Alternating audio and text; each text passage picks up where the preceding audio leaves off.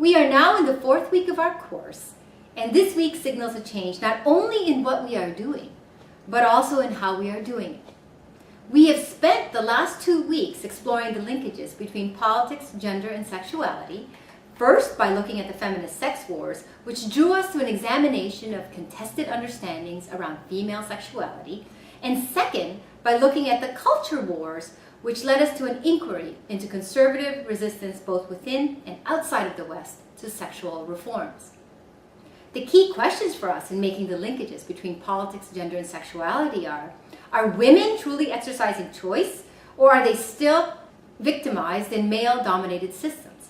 Are women's choices being bound by dictates of culture, or are they reflecting differing ways of life grounded in traditions different from that of the liberal West?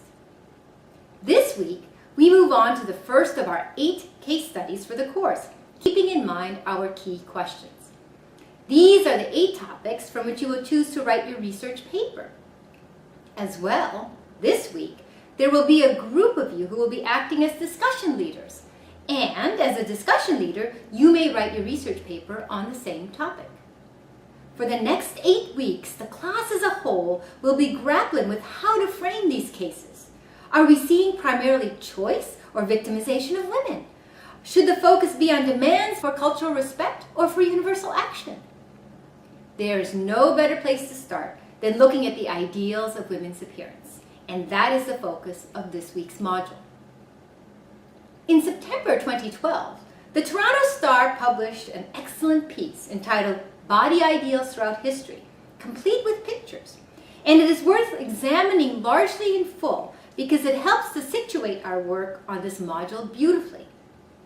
The point of the article is to show that women's body ideals have changed throughout history, and we can look to 9 points in history, including the present day, to see body ideals are indeed socially determined.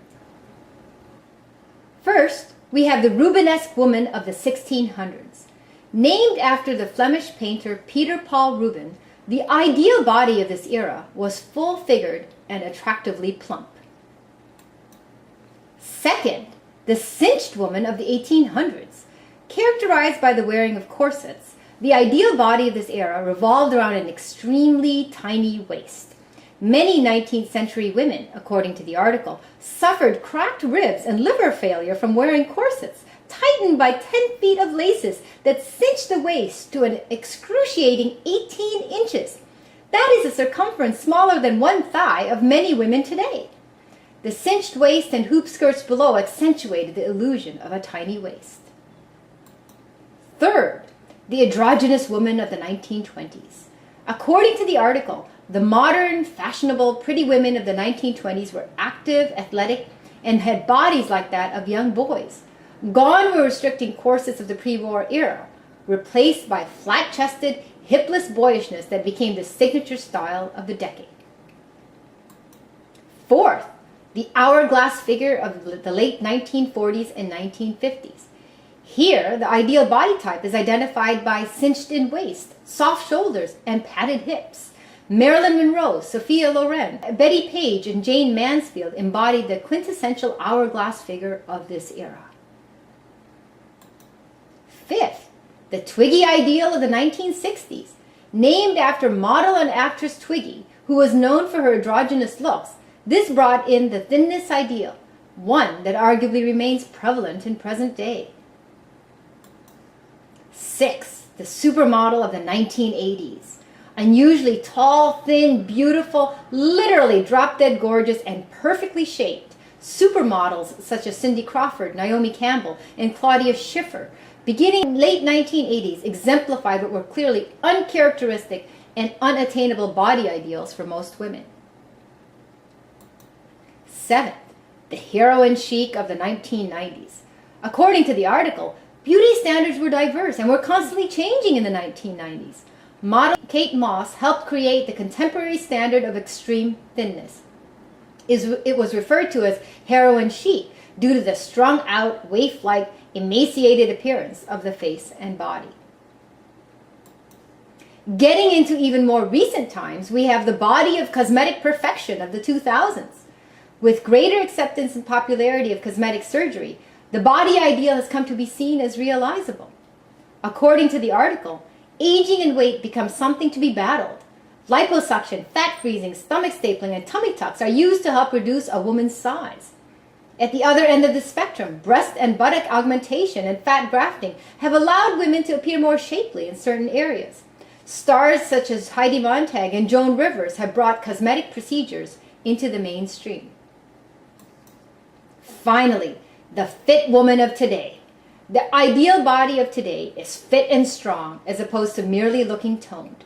The article points to Michelle Obama as a great example of this level of fitness. After all, the U.S. First Lady has always claimed her right to bear arms. The article obviously ends approvingly of the fit body ideal of today.